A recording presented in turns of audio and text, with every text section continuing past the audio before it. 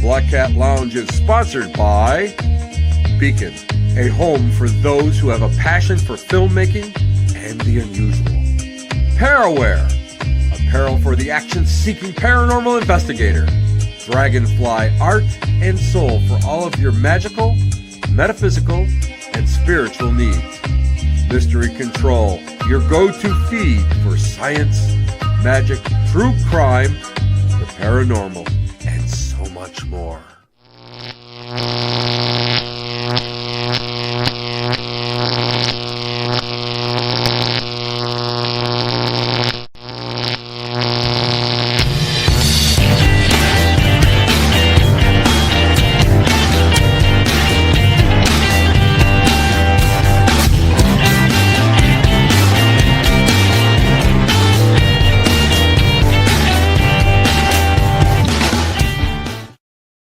Hey everybody, welcome back to the Black Cat Lounge. I'm so thrilled that you guys are with us tonight. And we have a fantastic guest, someone who I've wanted to talk to. A lot of people have come up to me and have asked me about him, and I have been familiar with him, but I've always wanted to talk to him. And I got some really great endorsements. And, you guys know that I'm kind of like, I do the mediumship gig and the psychic gigs and all that other stuff, the walkthroughs. But to be able to go and work with some kind of methodology, to be able to go and use recorders or ITC technology, I am totally fascinated by that. So we're going to talk a little bit about that subject tonight. And it's something that I think is very, very important. And I think it's something that everybody really should go and take the time to learn. Because what happens, listen, watching TV is great. Learning your stuff off of TV is okay, but there's so much more to it. And I feel that we should always not settle for status quo. We should push ourselves a little bit further every time we go out. So we're going to talk about that tonight. Anyway, listen, I've had like an insane week last week. And I didn't have a show last week. I was up at, I did a talk for the University Express, and I had over 110 people that came in to hear me speak about the Victorian morning practices. It was great. I got a chance to showcase some of my collection, and I got to talk again, and we're going to be invited back. Just to let you guys here in Western New York, if you're listening, I'll be invited back for the fall. So we're going to think of something unique and fun to talk about then. And then I had a couple days off, and then Friday I did a sold out event. We did gallery, the summer stump service at Dragonfly Art and Soul in Winsville, New York. That was great. We had some great mediums that came up, a couple of students that were working it, but we had a full house. I couldn't believe it. We ran out of chairs. It was wonderful. People were sitting on blankets. I loved it. I felt like it was Shakespeare in the park. Then Saturday, this is what I was doing Saturday. You guys know that I love the past. I like doing and working with preservation as much as I possibly can. And, well, I'll just show you some photos. I was up at Concordia Cemetery, and we had the Fellowship of the Dig. And there's our buddy Don, and he's got his ground penetrating radar. And we were locating lost tombstones. And a lot of times what happens is you got to remember that these tombstones may go and shed a little bit more light upon missing components of the Concordia burial logs. So we're out there trying to reclaim these stones. And here's another one, and bring them to the surface so that we can go and properly honor these people. And this is an old German cemetery, and I've got some relatives buried there, by the way, just to let you know. This is a poignant one, just baby, isn't that's just poignant, but it's a beautiful little piece. And here we are. This is my buddy Alan. You can see the depth that the stone was at, and we actually brought that up and we uprighted it, and we were able to remount it and get it so that it was standing high and standing proud again. And this is one that we actually came across.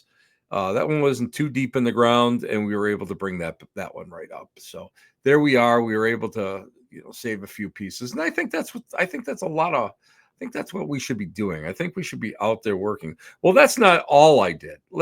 that's not that's not all I did, guys. Uh, I did I did a dowsing class up at Forsyth Tavern. Again, we had a full house. It was great, and I don't take any money for it. It was to raise money for the Forsyth Tavern, an 1808 tavern, a historic tavern here in Western New York. And they've had it helps, every penny helps in this, and it was fun to do. And then Sunday, you'd think that would be enough. Sunday I went out, and we you guys might have seen the live as Frank and I, my buddy Frank and I, were driving down the road. We have a new location that we're kind of looking at, and we don't know exactly what's going on or what we're doing, so we went there and checked it out and did a little walkthrough, and then we came back to the Western Block, where we kind of brought in our gear, and we were able to all have dinner together and kind of relax a little bit. So got all that done in a week. And then yesterday I was a mess. I was a puddle. I did nothing. I didn't even go to the gym. So I kind of just relaxed and rested. So this is the fun stuff that we're doing. These are all the things that you should be doing. You got to keep out there. You got to keep busy. And that is what's so important. And, that's my main purpose in Facebook and even here. Keep your mind going. Keep your body going. Leave a handsome corpse, baby. Going to be looking good. Anyway, we have a great show. We have an outstanding show tonight.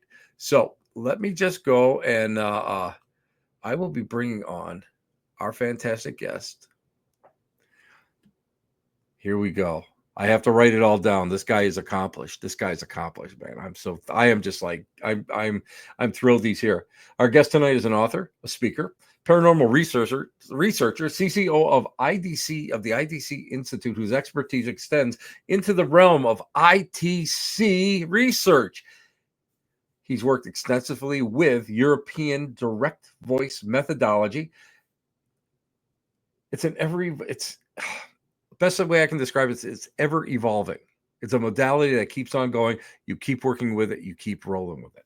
Now, along with that, he's developed TDSE, which is the digital seance experience. I want to talk to him about that because I'm really into that. Because everybody is like, they call certain things seance, and it's not even close. And then there's certain things that are too close. And then there's the old school. There's too much to it. So we'll talk about that tonight. The seance experience, it produces direct voice from pure white noise. And you guys know that I've been around a while. And white noise is something that we used a lot, 20, 25 years ago. It was something that it was amazing. It was amazing. So I can't wait to talk about that. His book, Afterlife Contact, A New Perspective, advocates for a deeper focus on consciousness, and metaphysical philosophy to advance paranormal research. Guys, getting that? You see where I'm going? You see why I want him on? You see why I'm happy he's here? He also believes that solely relying upon the time-worn technique of using out-of-the-ordinary voices for validation is insufficient. You know what? I have to agree with him because EVPs and all that, we don't know. We're going to talk more about that. But validation is something that I'm always looking for. I seldom get. There is much more to this great conundrum that we refer to as the supernatural and the area of belief. So tonight we're going to be discussing one of his favorite topics, of course, one of the things, stone tape theory, as well as other subjects. So please, ladies and gentlemen, boys and girls, please welcome Mr. Ron Yacovetti to the Black Cat Lounge. Brother, how you doing? Thank you, Ron, for being here tonight. This is fantastic. I am excited. I'm stoked. I am on fire tonight. I love this. Thank you so much. You are. Your energy would make coffee nervous, and I can't thank you enough for the introduction. Hopefully, I can follow or at least live up to close to that. I am honored to be here. As you said, you've been in the field for a long time. Anytime your name has ever come up anywhere I've been, it's always associated with some kind of a positive endorsement, positive experience. You're obviously very well loved and respected. And so when you asked me to do this, it was a huge honor for me. And then, of course, it doesn't hurt when minutes before the show, I get text messages from Christopher de Cesare, who is likely the kindest person on planet Earth, who tells me wonderful things about you and to have fun on the show. So I am supremely grateful to be here right now. Super. This is fantastic. Do you know why? I'll tell you what. We've been working a lot locally with more ITC, more recording, trying to get validation. Hmm. But the more I get into it, the more I start getting into this morass. I mean, it's like, you got to figure out where you are. You got to figure out, what's the what might attract shortwave, what might track this, what might track that, and then where we're working a lot out of, which is the Western Block in Lockport, New York, which is on the actual Erie Canal. Mm. We're talking all the Medina sandstone, which has got a lot of quartz in it. We're talking all this stuff that happens to go and kind of build into it. The more I figure things out, the more I get lost in doing this stuff. And that's why I have to rely on somebody like you to bring this into, and help me you know, kind of balance it. Because now, growing up, I was always told that thoughts are things, emotions are things, they are Hmm. vibratory in nature, they are frequency. And there's a possibility of imprint. Now, the more I started to look into stone tape theory, the more I started thinking to myself, holy crap. So, for everybody that's not familiar with it, Ron, two things. Yes, sir. I'm going to throw the ball into your court. I'm going to Okay. let you go and describe it, but then you have to tell me why you call it Flintstone. Flintstone stone through, and I had to put that on the banner because I was just giggling my ass off with that. So you got the floor, my friend. No, I appreciate it. So let me start with a proviso here. So I'm coming from a position, a metaphysical position. You mentioned in the intro, metaphysical philosophy of analytic idealism, which posits that reality is fundamentally mental. Okay, so why is that important?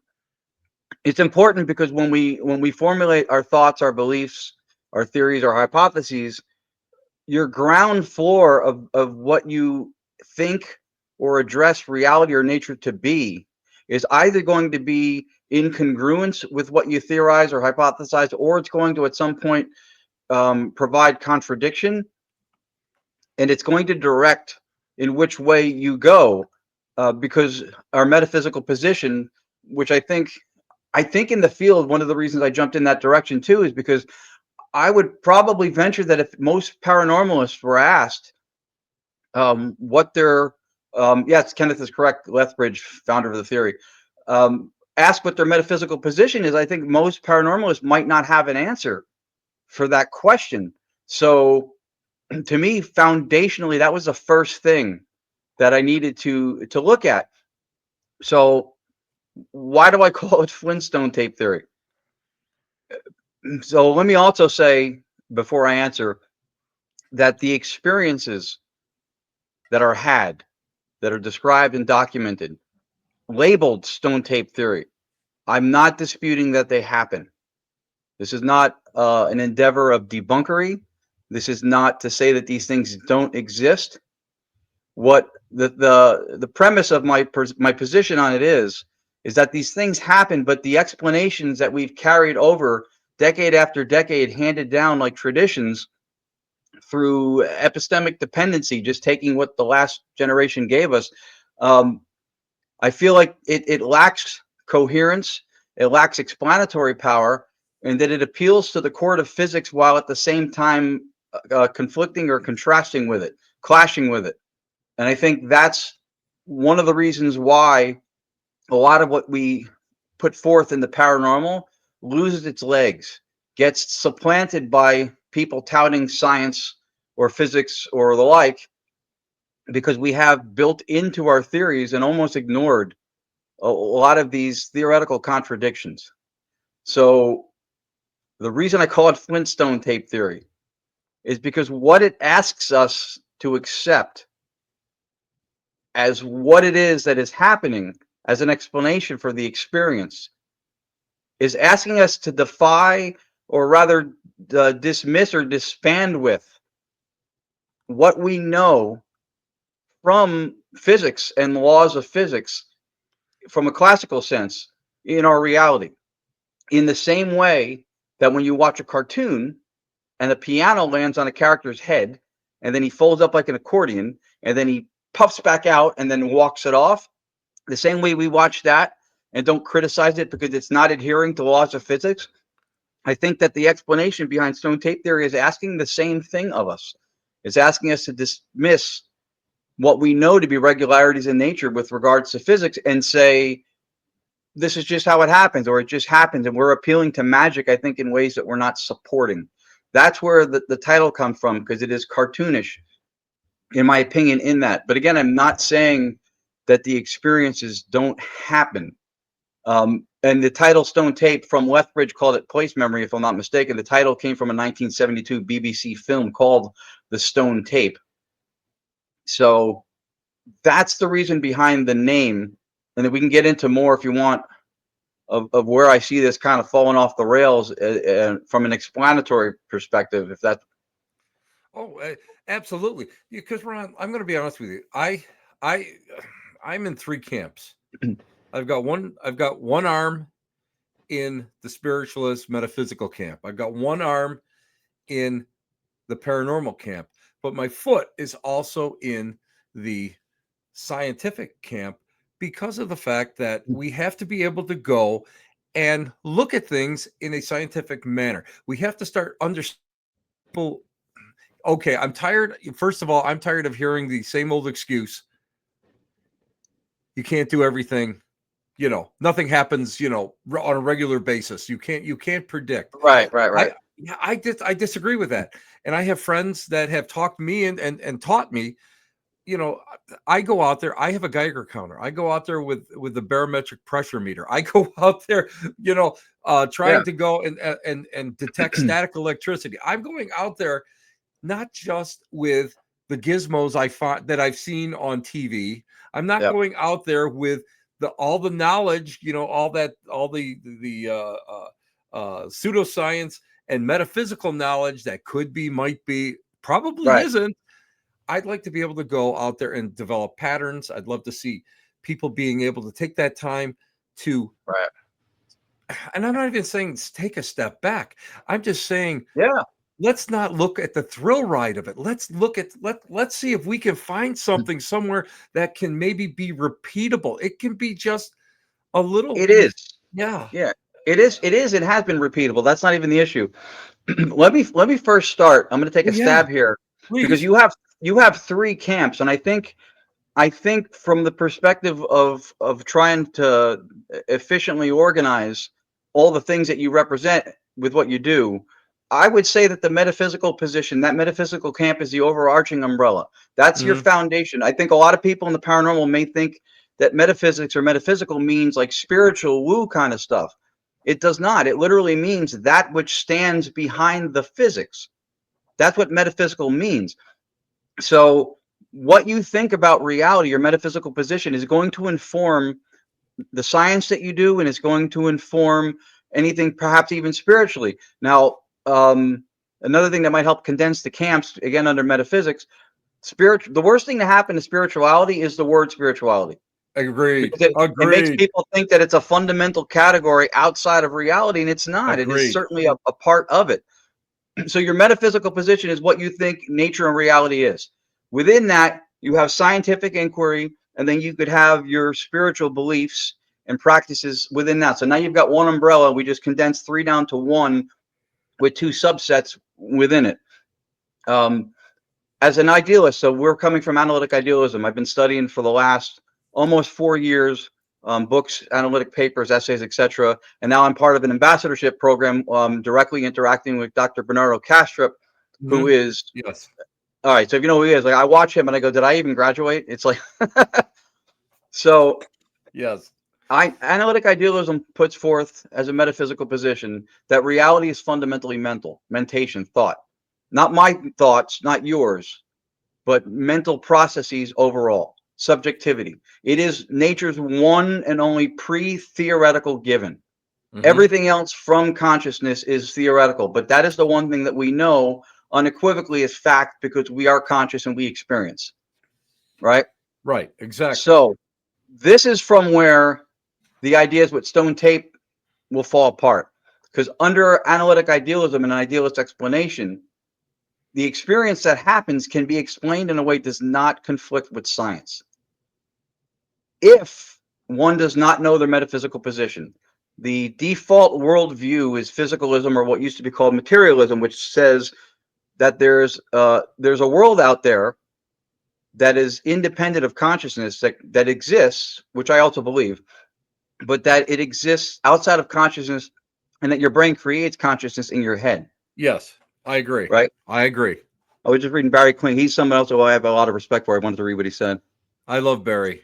Yep. Yeah. So physicalism or materialism says that there's a world out there, but it's outside of consciousness. It's exhaustively explained in numbers and quantities, and it doesn't have any qualia or qualitative experience. So that's all in your head because consciousness is created by your brain. So the problem with that from a metaphysical position is that physicalism tries to say that mind stuff and matter stuff are incommensurable. They're two different things. Right. And Right. then it tries to explain mind in terms of matter by saying that the brain is creating it. That's an internal contradiction, right? So that's the problem with that. It runs into what's called the hard problem of consciousness, which is to say that there is no way to deduce, at least in principle, the qualities of experience from any material arrangements, any physical parameters. And this has perplexed people in science and a lot of different areas of thought since David Chalmers put this idea forth, at least I think 25 years ago. So when you look at what happens in stone tape, Hmm. and we're going to go from the worldview that there is now, there's a world out there that's physical, it's outside of consciousness because consciousness is created in your head, right? Under the physicalist metaphysics, you're saying that something happens, somebody is murdered or beaten and killed at a location, and then they volitionally exude this heightened emotion, this fear, this despair, maybe a sense of love, thinking about their children, whatever, and that these emotions are stored and trapped in the Victorian crown molding of this mansion, only to be released arbitrarily sometime in the future when people who are the mediums either walk into the place or even, to be honest, psychometry shares the same foundation by touching something. So why does this fall apart? In saying that, when you're saying that there's a physical object that have standalone existence that are outside of consciousness because consciousness is created in your brain, when you're Correct. saying that, you're now committing to classical physics and you can't step off that path when it becomes uncomfortable or inconvenient. So let's go with that. Somebody gets killed and they exude this emotional despair. Now it's released into the environment and somehow stored in the wood molding.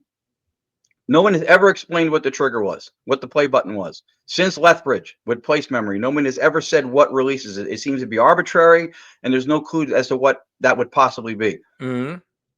Now, if we're going to say that a qualitative state like despair is stored in the crown molding of a Victorian mansion because something of a heightened tragedy happened, in order for that to be in any way supported empirically, to have any explanatory power and not be an appeal to magic, you have to be able to show on a molecular level, again, we're playing in the court of physics, a discrete boundary between molecules of despair Hmm. amongst the molecular makeup of the wood. If you can't see that, if you can't show that, then to me it is an appeal to magic because otherwise there is no way to know that it is there. What's the problem with showing it? You can't quantify qualia. You can't quantify a qualitative state. If you can't measure it, which quantum field theory and quantum physics has said for at least 50 years that physicality is the result of measurement, the result of observation. Things don't have physical parameters that are then revealed when we measure. Physicality is a result of observation and measurement.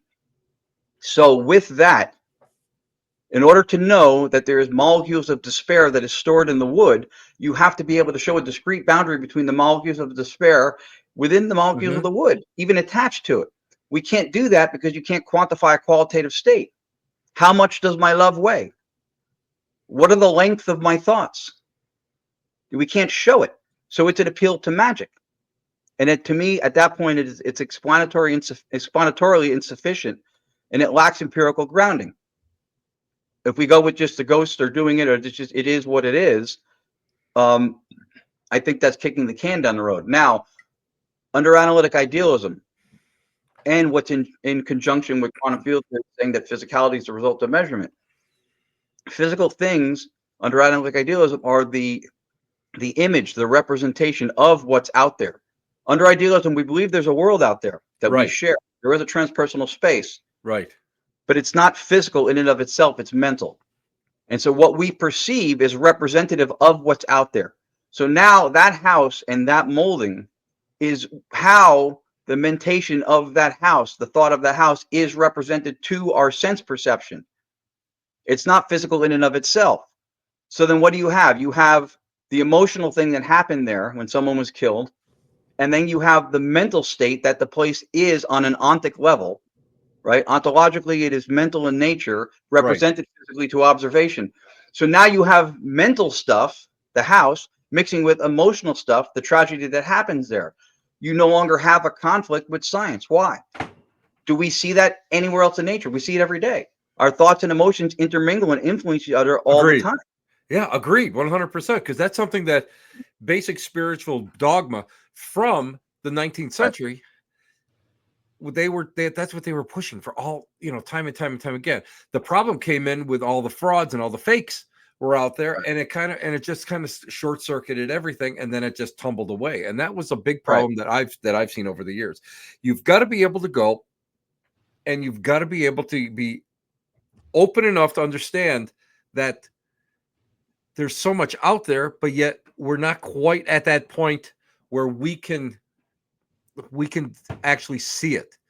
Right. However, I'm a firm believer in exactly what you're saying, because we're right around the corner from it. I'm a firm believer in that, and I'm a firm believer that everything is so interconnected. And you're 100% right, because we see it every single day. Thoughts are things, and as much as people hate when I start talking about manifestations and praying to saints or whatever, this is all interacting within our own atmospheres, within our own houses, within our own locations, within the earth around us.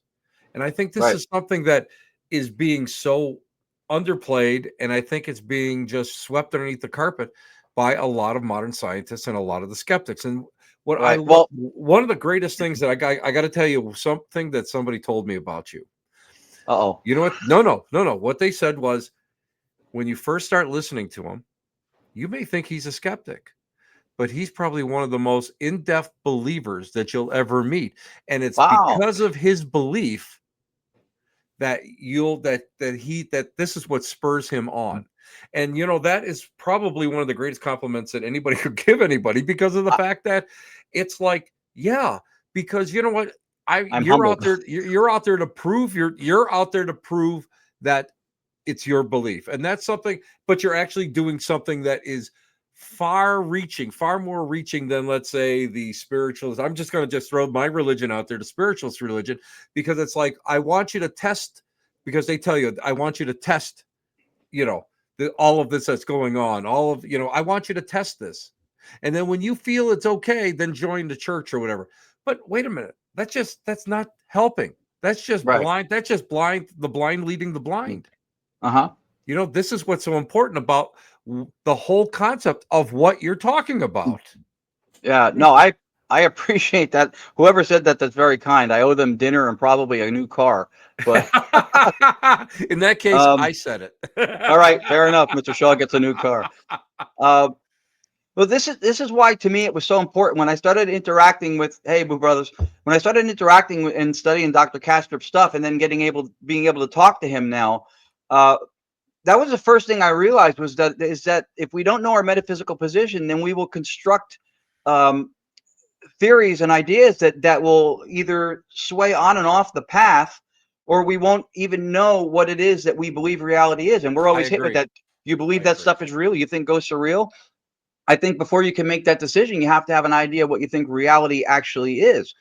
Now, that's a metaphysics. This is important because today, in the quest for validation, in the quest for clarification and approval, we are now worshiping the neo priesthood of science. Science is not the only epistemology, the only pathway to knowledge. It is a useful one. In the age of new toys and technology, is it most productive? Yeah. In Exactly. the age of Yes. enlightenment or an insightful life, I would say no. It's not. It's not the last word. It's not the only word. Exactly. But we're Agreed. invoking science for everything. We're trying to cram everything under science. And when we do that, we make unexamined assumptions, such as we lose the fact, I think we water it down. One of the things that gives any epistemological pathway to knowledge, any acquisition of information, its strength comes from its limitations, comes from what it can't speak to, comes to what it can't reach. By knowing those things, if Hmm. you move or commerce outside of those boundaries, you're not doing science. So everything doesn't go under science. It can't go under science. Science tells us what nature and reality does. It models and predicts behaviors, tell us what we're going to see next or not see next. It doesn't tell us what nature and reality is. Hmm. That's a philosophical or metaphysical position. We don't ever pin it down. I don't know that we're ever going to know in its entirety. We're monkeys on a rock for 50,000 years with higher cognitive function. We're not meant to know everything that there is that's salient to the entire cosmos. And the thing I think that happens is with the prove thing. For one, math proves. Science doesn't prove. Science inductively will reason to something, Hmm. but it doesn't Yes. prove. Now, we have that kind of back and forth too, where our beliefs clash, and people, I don't know if you even realize it, will say that eventually one day science will explain this. One day science will understand all this paranormal stuff, and it'll all be explained. That's called promissory materialism because it comes from a materialist metaphysics. But by the same token, we look at science as the last word, the governing word, and that everything it tells us is being factual and ineffable. Those two things ideologically conflict Yes. because science I is agree always there. in flux. It's always in flux. I It will agree. always make new discoveries, refine things that it already knows. So, for that reason alone, it can't be ineffable fact in what it tells us. But it gives us reliable information. It does have theories that probably do play out and almost, you could say, prove. But science doesn't prove. It leans into what's most probable. But We don't you feel that the biggest problem that we do have as researchers and general investigators and that sort of thing is the fact that we are looking for that uh, I won't say proof. We're looking for we're looking for that we want everything to be in a nice tight box. a theory of everything. Exactly. This is the Yeah, problem I have with so many people. Nobody ever goes out there and thinks about it. What they want is they want everything to be pablum fed to them without having to be thought or to think about it. And right. that's what drives me up the wall because too many people aren't looking forward. I mean, let's face it. What's the one thing that we learned from COVID? We don't know enough about COVID to say, Yeah, okay, this is it. This is it. This is everything in a nice, neat box. Just when you say that, it evolves. right, It right. changes. That's science. That's what it is. People don't get that. And I think that's my biggest bitch about people is because, well, they're saying, well, you told me X, Y, and Z. Well, here's the thing. X, Y, and Z, what is that? That is an intellectual concept. What is it? Right. It's something that is okay, it's truthful at this point, but what is it 2 minutes later? Is it still the truth? Is it still It the may same? it may change, and that was exactly the point Exactly. where you Exactly. Your can't say point, science man, your is point, pure fact. your concept is spot on. I love this. Yeah, This everything that and you're saying, I agree with you. So it's so wholeheartedly. it's not this is not a polemical position. It's just it's looking at things for what it is. Lethbridge was an antiquarian and archaeologist. Yes, that's correct. Um, so it's looking at things differently. I think one of the things too is that first of all, materialism, this the whole, or now what's called physicalism, it took hold back like in pre-enlightenment time, because scientists like Giordano Bruno were getting burned at the stake for doing science. So they separated the two, and they made this physical world out there that has no qualities, for the purposes of supplanting the church.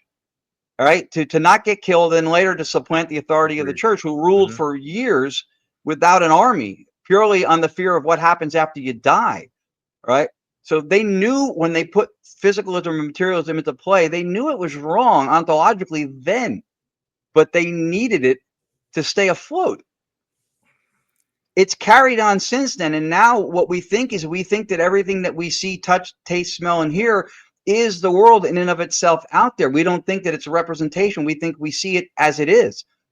We are, per the beautiful metaphor from Dr. Castro, we're born into the cockpit of a plane. We have sense dials, we have sensory information. We have our dashboard of dials, our wall of perception.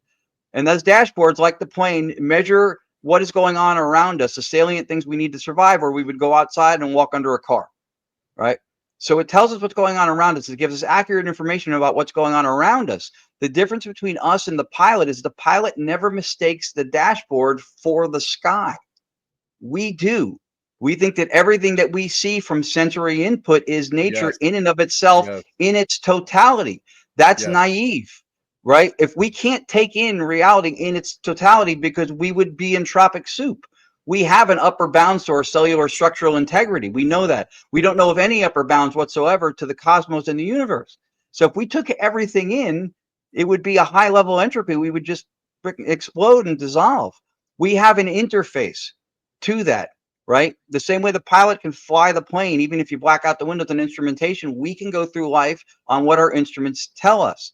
But it's an interface that we have. You, like when you go on your computers, the gentleman Donald Hoffman uses an example of the computer desktop. You double click an icon, it opens a folder. You click that twice, it opens up a file that plays video and sound and lights and things are moving around. You get only the salient points you need to navigate to have that experience. You don't get every codec, every resistor, every transformer, everything that goes into the electronics, the code. You don't get all that. You Right. get what you need for the experience.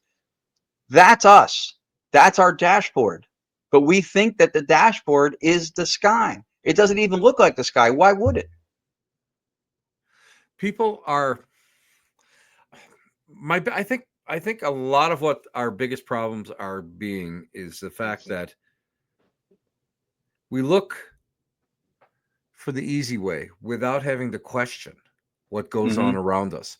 And Mm-hmm. that's just everything. I think, I hate to say it's human nature, because I look around us now, and, especially going through the COVID movement, going through the woke movement, going through everything that we're going through now, and you look at it sociologically, people are numb. People want absolutes. People do not want to question. Mm-hmm. And that is something that I've just been preaching against for decades now. Yeah. And what people need to do is they need to be able to open their minds and be able to try to grasp concepts that they don't understand and learn more about it. But here's the thing. It's too much effort. You have gone through years of study to go and hone down this beautiful philosophy that you have to the point where you are now. Now, tomorrow it can change, but to where you are right now, how many people are willing to do that? Well, it takes time. Like when I first started studying Dr. Bernardo Kastrup's stuff, Mm-hmm. it took a while till it sinks in. You still, because we've been inculcated into a physicalist worldview, which is the worldview, since we were educated from ground zero. So we see things that way just by default. To relearn that takes time. The aha moment I had was, and this brings it back to the show topic. Sam Beltrus has asked me to answer a few questions for one of his books. I got the question number 5, and it was asking me about stone tape, and I started to answer it the way I always would have, and I stopped. I went, no, that's not coherent. It doesn't make sense. We can't explain how something is stored in something physical, especially qualitatively. We can't show it. It's an Right. appeal to magic, and the whole thing fell apart. And I was like, wait a minute. So I wrote an entire academic white paper, an essay based off of that one question. And it was, I think, top 5% in academia in 2024 for several Oh, weeks wow. because it was a different approach to it. So it's hard to just relearn. And Lourdes Gonzalez and I here would have the same thing. We would sometimes think of something, and we would hit a wall because you're still going back to thinking things, in a physicalist way. Under idealism, we do think there's a world out there. There is a transpersonal space that we share, but it's not fundamentally physical. It's representation of what is out there, which again aligns with quantum field theory, quantum mechanics, Mhm. in the thing not having physicality until it's observed and measured. So for that alone, kind of like set things off in a different direction. And I started looking at a lot of the things in the paranormal, a lot of the axioms, the self-evident beliefs that were out there. This applies to stone tape theory and psychometry. I'm putting out an online course soon called Metaphysics of Paranormality, and one of the video modules is also called "A Residual Haunting is a Logical Fallacy," because Oh my God. I a just had this residual haunting, I just had this it just, conversation last night. I can't believe you're talking about that. yeah. Oh my So God. I call it a logical fallacy. Here's why. First of all, it relies on the same foundational, empirically inadequate explanation that stone tape and psychometry do. Again, Right. not saying the experiences don't happen. I'm saying the physicalist-based metaphysic explanation for it falls apart, right? So it relies on that same foundation from a physicalist point of view, for one. For two, if you look at the way we categorize intelligent or residual hauntings, it is entirely predicated on how we define intelligent, right? We say if we see something, a shadow or an apparition walks by, and we go, "Hey, buddy," and it just keeps going, it's residual because it didn't interact and talk with us, right? That's what we say. Now we That's what have we to call it, say. Yeah. right. We have to call it something because something happened. So we created this other bucket called residual, and then we go back to it stored in the ether thing. Which, listen, I'm not saying it's not true. We operate under this idea of bivalence, where something is either true or not true, like in a very binary mentality, kind of a set. I Mhm. don't think there's something called the law of excluded middle, that it's either true or false. It's not neither or both. I disagree with that. I think that you could have instances when it's both. All right. So we go, it's not intelligent because it didn't talk to us. We have to put it somewhere. So we create this bucket called residual, which relies on the being stored in the ether or whatever, which we can totally not support whatsoever. Now, I ask people, you go to a baseball game, you're sitting in the bleachers. Let's say you're the only one who shows up for practice. Nobody else is there. The team is on the field. They're playing. They're throwing the ball. They're bunting, swinging for the fences, curve balls, knuckleballs, stealing bases. So there's intelligence and strategy that is unfolding in front of you. None of the players or coaches are talking to you. By our definition standards for paranormal encounters, by our definitions, that baseball game is residual because nobody is interacting with or talking to us. Even if a Exactly. ball goes into foul Oh my territory, God. lands on the Yeah. seat next to you, you feel fear because the ball came close, you feel the vibration from the ball hitting the seat. We would still have to call it residual because nobody talked to us. We can observe intelligence. Just because it doesn't interact with us does not mean that we're not watching intelligence. So I think that if there is something, again, if reality is mental and we're watching something play out that is fundamentally mentation, then it is a form of intelligence because it's coming from within universal consciousness, which is, to me, again, as an idealist, is the substrate for reality. It doesn't have to talk to us to be deemed intelligent. So there's no such thing as a residual haunting. Exactly. This is something that's been driving me insane for years.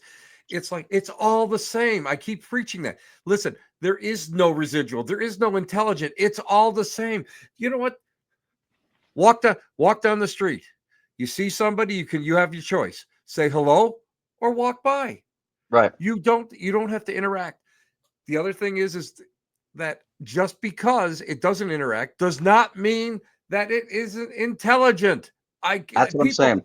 I've been trying to preach this for a while, but the problem is that TV has turned around and has ingrained these certain pseudo truths in the public. and Right. the public does not wish to go. And I'm not going to say all the public, because there Of are course. the, Of there, course. there's three of us, you, me, and somebody that we don't, that we kind of know. But anyway, that really want to understand it and understand the fact that, just to me, energy is energy. To me, Right. it's like we have that ability. And if we go and happen to experience something, Right. it's our concept. But see, now this brings us back to the beginning when I talked about the importance Yeah. of a metaphysical position and awareness Yeah. of one's metaphysical position. Why is that important? Because even though you preached it for years, the reason it doesn't sink in is the same reason why I said, despite the incredible voices that are being produced from ITC practitioners for decades, including everybody doing ITC today, Yes. brilliant people, right?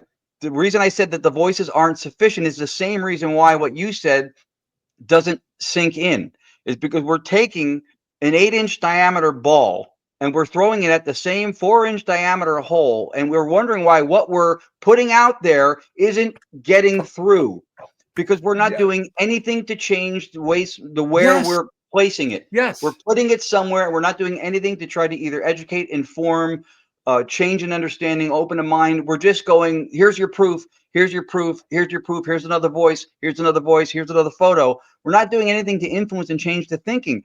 The metaphysical position is working as a filter on the other side. If you're operating under physicalism, and then you talk about some of these things, when they say they're irrational, what we say we experience, it is irrational, but not in a silly way. It's irrational in the sense that what they consider logical doesn't fit it into its framework. But what is logic? Logic is a collection of axioms, which are beliefs that Right. are being held set. So see Exactly. where it gets circular? You get stuck in the same trap. We need to do something from a metaphysical ground up position that says, Yes. this is what we think reality is. It doesn't clash with science. It is in league with, as a matter of fact, if you're in the paranormal and you have hypotheses and theories that clash with known ratified regularities in nature, which are called the laws of science, then you've got shaky hypotheses and theories, because they're not supposed to do that. Philosophy and science should inform and govern each other. Right. Oh Philosophy, my God. right? Yes. But Yes. they don't. But we keep them separate, and they don't.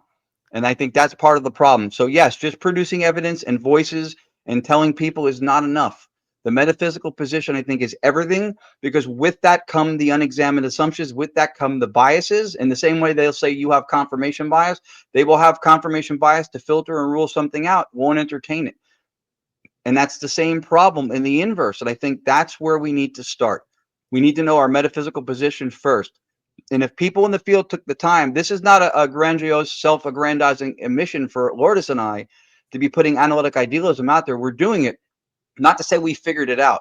This seems to be the most skeptically parsimonious, sensible metaphysics on the table today Yes. that jives with science and allows a space for the things that we do. I'll give you I'll give you a perfect example of something. Mediumship, which I believe you practice, right? Mediumship is always having that whole being skeptically doubted. They don't believe it. Are there fakes and frauds out there who have muddied the water? Of course.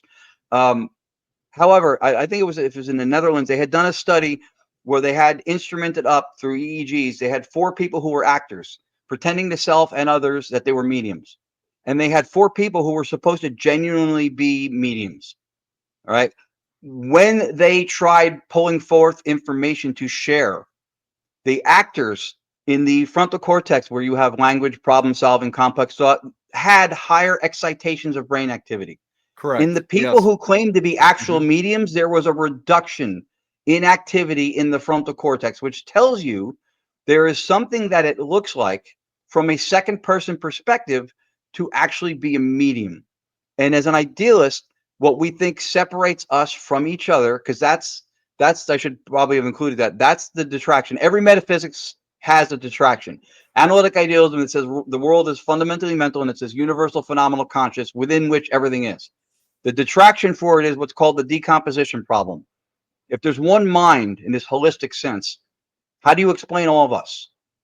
That's the decomposition problem. Correct. So Dr. Casper looked and goes, is there anything in nature, just as a modality, that shows us something that would explain this? And there is. It's dissociative identity disorder, or what used to be called multiple personality, which is Correct. one mind fragmented into individual centers of identity. Now, we're not saying it's a pathology like we need to cure the cosmos. It is for us. We're not trying to anthropomorphize this and make it human in its characteristics, right? But it is something in nature where we see one mind that represents as centers of identity. They're each individuated. When someone is cured of this, if they are, they realize that all of the alters were them. We do this when we dream. When we dream, we identify as a dream avatar, not the trees, the bushes, the Mhm. other people, the animals. When we wake up, we don't mourn the loss of the dream avatar. We wake up and go, oh, that was all me. One mind dissociated and created all of that stuff. So, again, an example of nature showing us somewhere where this happens, where the mind fragments. Is dissociation as an applied theoretical model strong enough? Does it have enough explanatory power? There was another study that was done, I think, in the early 2000s or close to 2014, I believe over in the Netherlands also, where they had a woman who had 5 personalities, 5 alters. 2 of them claimed to be blind. When one of the blind alters was in executive control of the body, all the activity in her visual cortex stopped. When another alter took over, and organically her whole ocular system was fine. When the other alter took over that could see, activity was restored in that part of her brain. So the dissociation is literally blinding. Yes. Yes. Agreed. This is amazing. This is what I think we don't go and we don't accept, that so much of ourselves is in control of everything that our universe.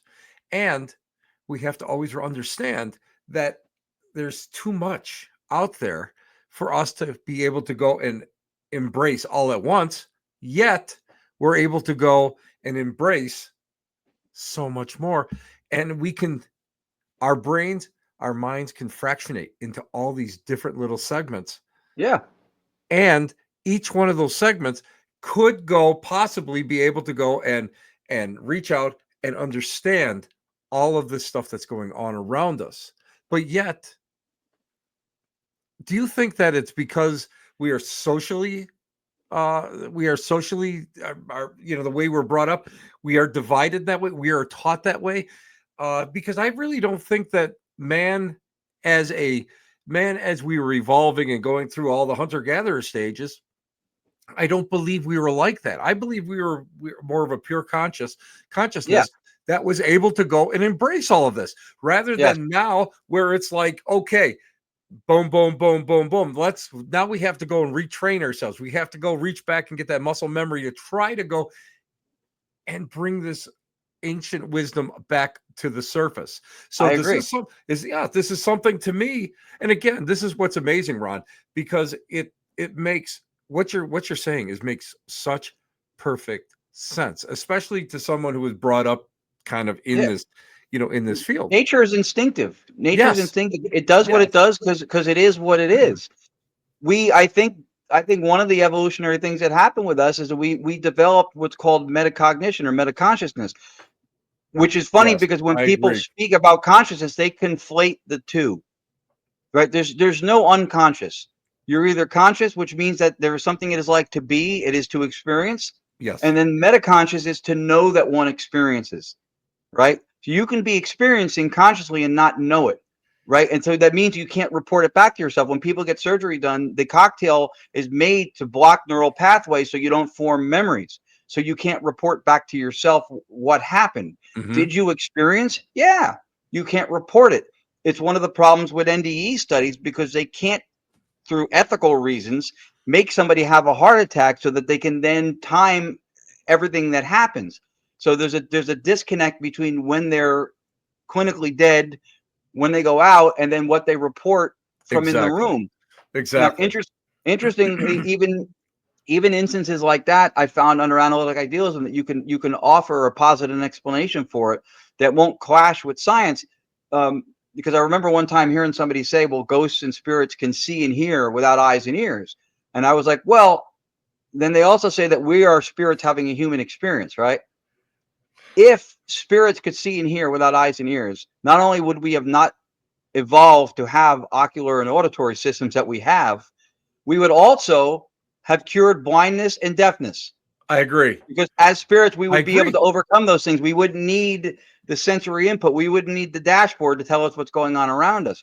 So, as an idealist, what we think happens is somebody who's present in the room, let's say during surgery, who sees the blue scrubs, the pink hat, the red scarf. They see those things. It is now because they are only fragmented, dissociated, but still connected to universal consciousness. That information is now available. And then the person whose dissociation, whose dissociative boundary is more porous, there's more porosity in their boundary, they're more permeable because of the state that they're in when they're under, has access to a greater level of consciousness, and they are able to grok that information through universal consciousness, and then they're able to report back what was seen. They see it in their mind's eye. They're able to see it, envision it, and then report it back. So that offers an explanation that doesn't stand in the face of physics and spit on it because it shouldn't do that. But at the same time, here is an elegant way to explain it. Frankie Adeo is one of the brilliant people in the field. If you haven't had the chance to talk to or work with, highly recommend it. Right. Frank, And so, Frank, that's coming from high praise. I'm just gonna tell you that right now, coming from Ron. oh, Frankie's phenomenal. We've worked with him in a lot of his methodologies, and I think what he does and for the reasons he does it is beyond admirable. So now, as an idealist, the brain is what your inner phenomenal conscious life looks like from across two dissociative boundaries, right? And this is the other thing too, right? There are sometimes, and this is one of my pet peeves now. There's a lot of so-called news sources under the subject headings of science putting stuff out there now on social media. There was a paper that came out, I forget how many years ago, that said scientists finally find memory stored in brain, because to date they have not. And if you read the paper, what it says is that when you recall or reflect on a specific experience, the neural pathways mirror the original pathways of the experience.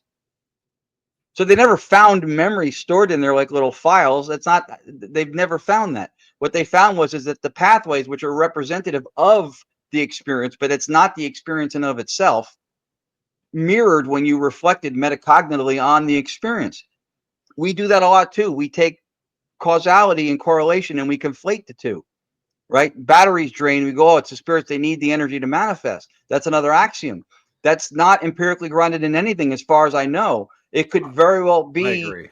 It could very well be similar to the what Alan Watts called the cat in the fence metaphor, where he would say you can see the other side through a slit in the fence, but you can't see anything else. And a head goes by the cat, and then the tail, then the other way, the head, then the tail, and then it happens again. And then from that, what we deduce is that the head causes the tail. Yes. Because every time you see one, the other one happens. But it's not, correlation and causality are not the same thing. Every time you see a fire, you can correlate a fire truck and fireman. That's not to say they're the cause of it. Fire is not what combustion is. Fire is what combustion looks like from a second person perspective. Lightning's not an atmospheric disturbance. It's what it looks like from a second person perspective. We mix the ontological status of something with the appearance of it. That's something that we learned throughout schooling for a long time, is that we have somehow substituted the description for the thing described, right? Because we think our world is feet, yards, pounds, kilohertz, miles. You can't hand me 5 kilohertz. You can't hand me 5 pounds. You go, well, I can give you a dumbbell. This thing weighs 5 pounds. 5 pounds is the description of the thing. It's not 5 pounds It's in and of not itself. exactly.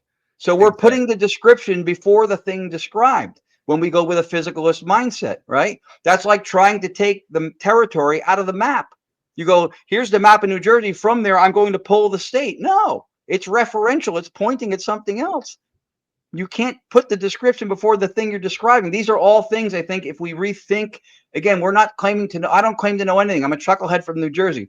But what I am saying is, I think if we rethink and reapproach things and don't sit back and accept everything that's been handed to us, we can use science, which is a valuable tool, but it's not the only tool. We have to stop invoking science to prove everything. It's not the answer. You It's get a all whole part set of of it. tools. You It's get a all whole part set of of it. tools. You could hammer in a nail with the butt end of a screwdriver, but wouldn't it be better to grab the hammer? There are more tools. It is one of them. We need Exactly. metaphysics. We need philosophy. We need religion. We need spirituality. These are all aspects of the one holistic picture that is our nature of reality. And we will learn from those things. They inform and govern each other. They keep each other in check. We have to stop worshiping the neo priesthood of science like it's going to be the end all be all of what we're finally going to prove the paranormal. We're not. We don't have to prove it. That's the point. You go, hey Ron, I just saw a Wow. shadow figure run behind you, and I go, I think you're full of it. Prove it. You go, I can't. I just saw it. Right? Why don't we do that with anything else? Why don't you go, hey Ron, I'm hungry? I go, I don't believe you. Prove it. Prove it. You can't show me your hunger. It's an endogenous state, right? But you still feel and experience it. We don't have to prove it. This consensus reality bullshit has gone way too far. A Oh my consensus God. reality is just a Nobody. collection of subjectivities that align. Oh my God. It's a This red herring. you are you are you are just what I love about this. I love about this conversation, and I love about your philosophy is the fact that you're not afraid to go and shake the pillars of what has been accepted as truths.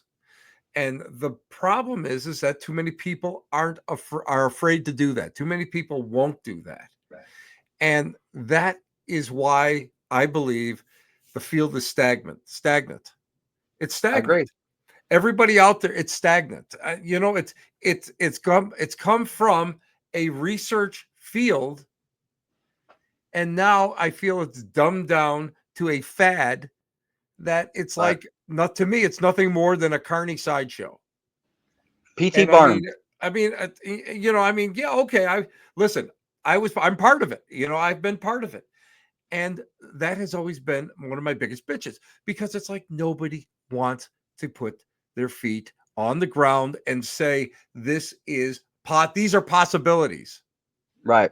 And It's not to shake the foundation of the pillars. I think what I'm trying to do is I'm trying to point out that there are cracks in the foundation, and that we won't get taken seriously, and we will get called a pseudo. It's paranormal is never going to become a science or a pseudoscience exactly, because I of agree.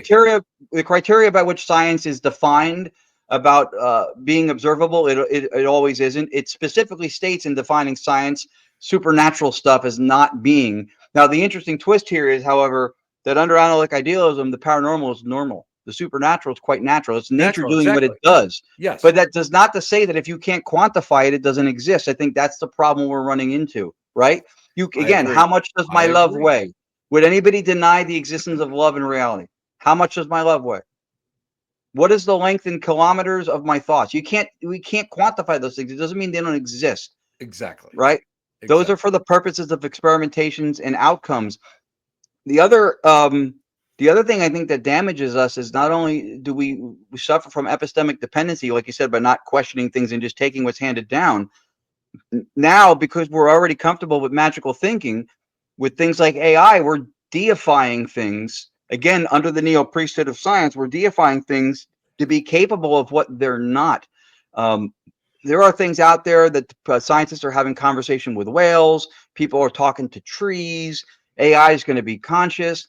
It's mind numbing. You can't translate a language from another type of a sentient being, even domestically. Never mind UAPs.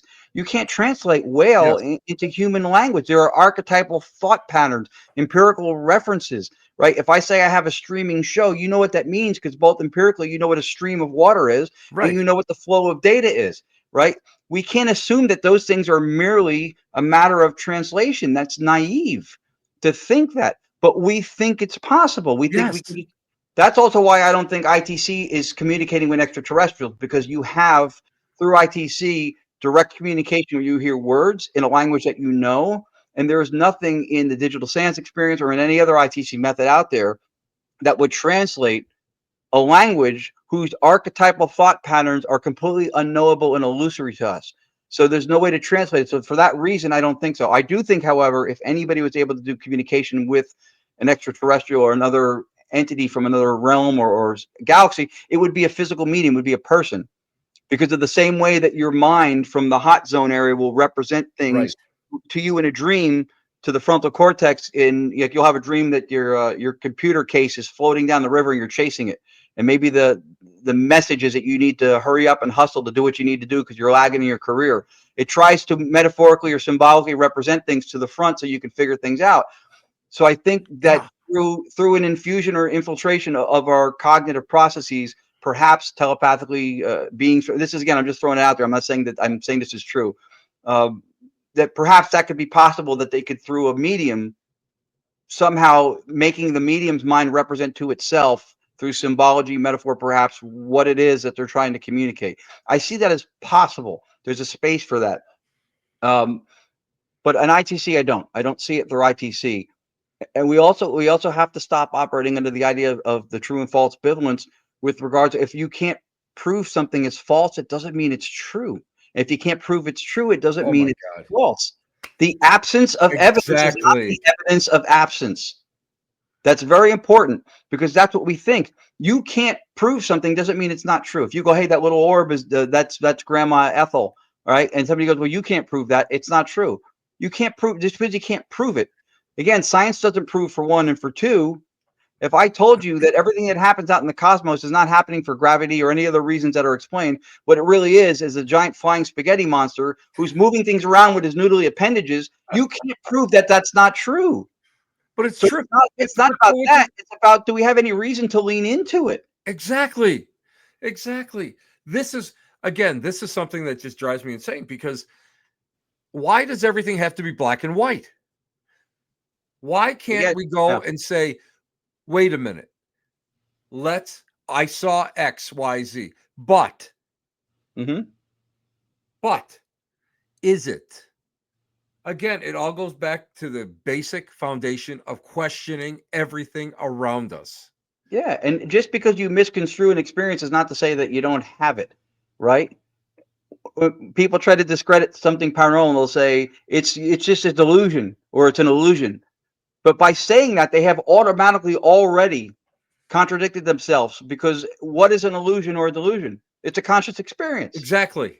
So Exactly. even if you say it's not to be taken literally, you still have to take it seriously, because if it's not causally why you're experiencing it, something that does have merit is responsible for that experience. So for that reason alone, it's worth looking into. It meets a prima Right. facie level of plausibility. Agreed. It's worth looking into. Agreed. That's where we have to get more critical, because we look at so many things. The conscious AI is mind blowing. It's not going to be conscious. AI is algorithmic. It's mechanistic. It's a finite data set. It's learned. So, but people, well, sometimes it seems like it has like an agenda or an emotional response. That's because it's being programmed by people who have their woke mentality or whatever. Right. So the data is put in that way. It's learned that way. It's intelligence.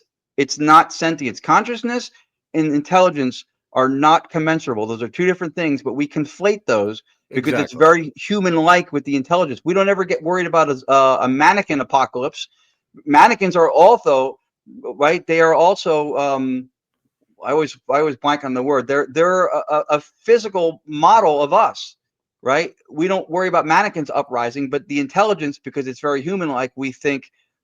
But intelligence is separate. It's not the same as consciousness, right? It's two different things. If you have a stereo system with four speakers and you add four more speakers and a subwoofer, it doesn't become a flat screen TV, right? If you add more of something to something, it Exactly. doesn't become something else. It's going to get more and more intelligent. It's almost going to seem like a different species on the planet with the rate of intelligence it's going to have, but it doesn't make it conscious. It's a simulation of consciousness. And that's the thing people don't get. You can, if you have a powerful enough computer, you can right now, down to a molecular level, mimic kidney function. You can simulate kidney function to a Yes. molecular level on a computer. Exactly. But Yeah. that's not to say that the computer is going to pee on your desk, This is because the amazing. thing simulated is not the Exactly. thing. But the problem is, again, what are we being fed through society? What are we being fed constantly every day? What Right. is it that influences our thoughts? That is what uh that's I think that's what really drives me insane. It's Yeah. because, again, what is it? Look at look at the goal. Look at what's the focus? What's the topic and why is it being presented? What is it? What's the bottom line here? Yeah. Understand it. And AI, product of what? Hybrid science fiction. Science fiction becomes fact, don't get me wrong, but Yeah. people are taking it too far, Yeah. and they're Yeah. going and giving it it's like your pet, They're right? anthropomorphizing it. Yeah. Exactly. It's like your pet. It's like, yeah, okay, my dog is the most intelligent thing in the world, and I can read what it's saying. No, you can't. It's not the same. Where they're not thinking the same way we are. It's No. not going, it doesn't mesh, it doesn't sync. No. And I've heard conversations about uh, either the daimonic, a diamond being an autonomous entity within consciousness, almost self-organized, not necessarily the same level of like personal agency that we would have, but something that can operate autonomously, that's intelligent, or even spirits or demonic possessing AI to run it. And again, I think this is an idea that is a culturally manufactured sense of plausibility from I from agree. science fiction and film and TV, because the idea doesn't work. It's engineered to do what you want it to do, not to have its own will. So it's engineered to not have Yes. interference or things, the Yes. noise from outside, and to do what you need it to do. Yes. So it by design could not facilitate a possession and do that. But that's what you have to know. The engineering is the art of keeping it out to make it do what it wants to do. It's deterministic. That's the other reason why that it can't be conscious, because consciousness is not algorithmic. If it was, then you couldn't have free will, because then everything would be predictable. Exactly. I agree 100%. This Ron, is the reason we're gonna have to cut off here to for, reconvene. Yeah. but promise me something. Will you come back on? For you, anytime. I'm going to tell you something, Ron. Anytime. This has been one of my most thought-provoking shows. I personally loved every minute of this because of the fact that so much of what you are saying is something that I've believed in for so long, and yet too many people. Seriously, I've only have a few people that are at that level where we can actually discuss what we've Right. discussed tonight, especially consciousness, because people are giving you know what drives me insane is they personify all of this stuff out there without knowing anything, without understanding how the brain works, without understanding how dream states work, without understanding. Let's face it. How many times do people come up to you and say, "Oh, I woke up at 3 o'clock in the morning, so the demons are coming to get me"? It's like, no, it's Yeah. your It's a lot of body, hand waving. yeah. It's like, come on, this Yeah. is not the way it works. Please, people, take the time to go and learn this stuff. Ron, stay on the line for a couple seconds. I want to thank you properly because this, again, this has been an amazing Well, show. This let is me like, let me let me oh, openly, with your audience listening, thank you for having me and for the kind words. but wait a minute. Before you shut off, Yeah. tell everybody how they get a hold of you, where you're going to be. I want you I got to make sure that people understand how to get a hold of you because this is what is so important because your message is far more important to the masses than anything else out there. And I'm going to extend it anything out there in the media right now. This is something Wow. that you push that and you know Coming. what and I'm just going to tell you something. You know what the sad part is? The sad part is people are going to look at you and say, "Okay, he's here." No, that's not going to work because that would make them think. It would make them have to work in order to understand the principles that you're talking about.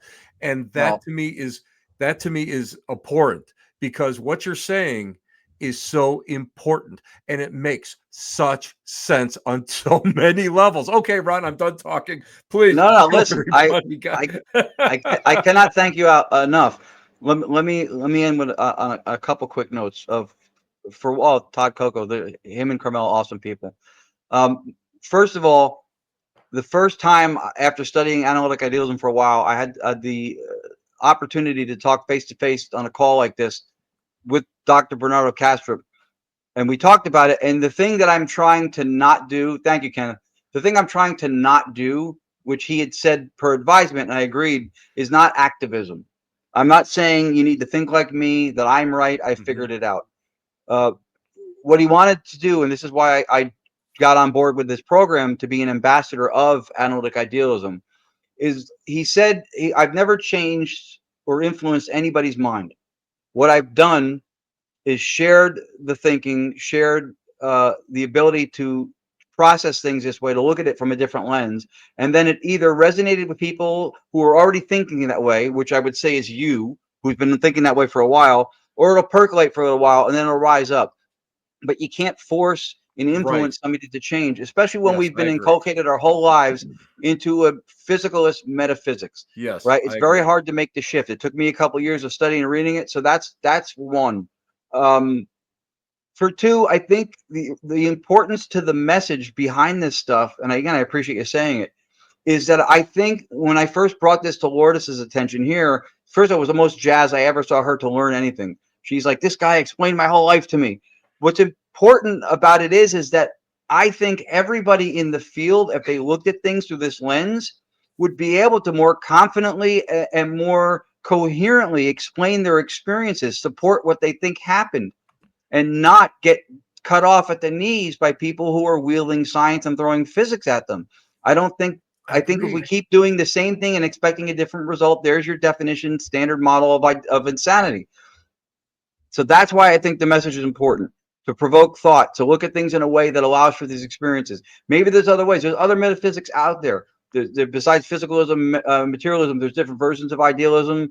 There's solipsism, panpsychism. There's a bunch of other stuff.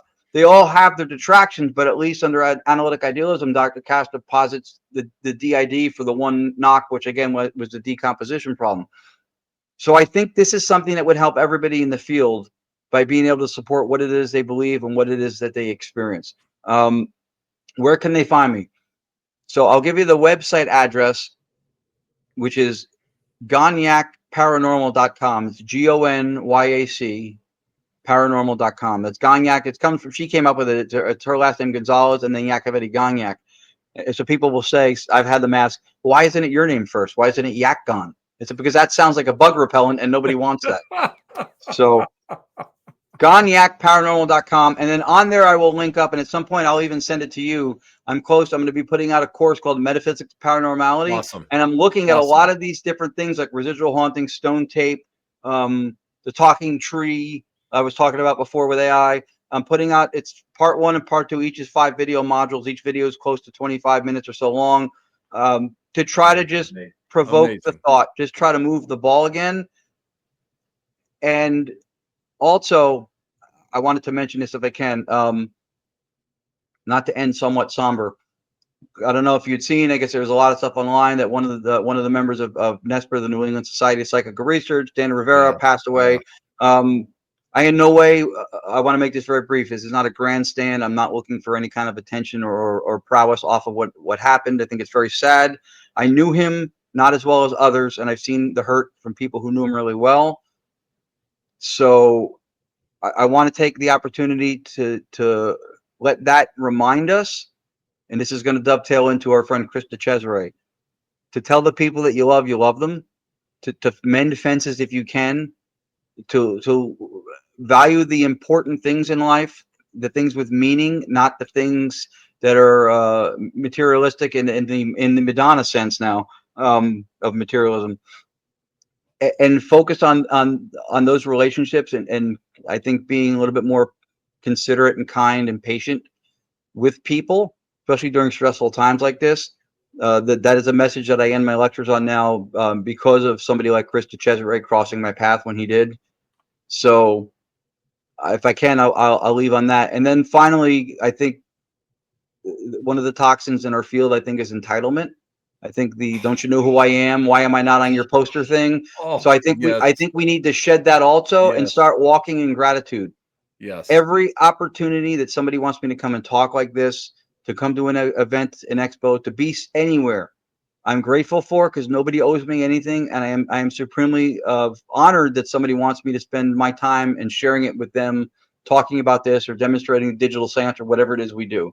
So walk in gratitude, please. Look at what you have and to be grateful, and not at who's not giving you what you think you deserve and being bitter. The So truth. You have spoken an unbelievable truth this also because works with idealism, being holistic, being part of one. We're just oh dissociated, but my we're part of gosh, the same thing. Let's start treating each other that way. So, Tim, thank you exactly. very much. This was really something because of who you are in the field, and this is something that I was very much looking forward to, and I was really, really honored to Oh, be here. dude, I'm honored. I thank you so much for being here. I'm the guy that's honored that you took the time to come on here because I Anytime. find that to me, and I know this is everybody's like, oh, everybody, these guys are hugging each other here. Listen, without people like you, I personally would not learn. Without people like you, others would not Likewise. be able to go and learn. Without people like you, I know that I would be foundering out there thinking and questioning by myself so many things out there. And you are a true light in the darkness when we start talking about that, because so many people will go and don't understand the importance and the relevance of what you are talking about when we come to this field and we understand it, because we look back at history and you see the movers and shakers, and then you see nothing, and then you see a couple movers and shakers, then you see nothing. Mm-hmm. This is what's so important, to be able to go and look at that, shake, question, and and basically what you're doing is laying the foundation for others to go and learn from you and then push it even further. Even if it's just a minuscule amount, it's the fact that you're lighting the torch. And that's what's so important about it. Hold on, Ron. I'll be right back, baby. I'll be right back. Hold on, guys. Thank you, and Oh, thank your audience. Thank you so much. oh everybody. I'm telling you, everybody. This was a great audience, too, by the way. We'll talk a little bit. Guys, amazing. Is he not amazing? I am so thankful that he came on tonight, because he is someone who I feel that I look up to. And I love the fact that there were certain things tonight that we touched on that I did not know about, and I was able to learn from them. And it also lights a fire within me to push what I believe, which is on par with much of what Ron has talked about tonight, to push that a little bit even further. So, guys, question everything. Question, question, question. Please, question. Nothing is status quo. Question. Question it all. Understand, question, use your common sense. Tim Shaw, guys, this is the Black Cat Lounge where the elite meet. Where else? Next to the dumpster transfer station. Thank you for sharing your Tuesday nights with us. We'll be back. Take care next week. Ciao, babies. Bye-bye.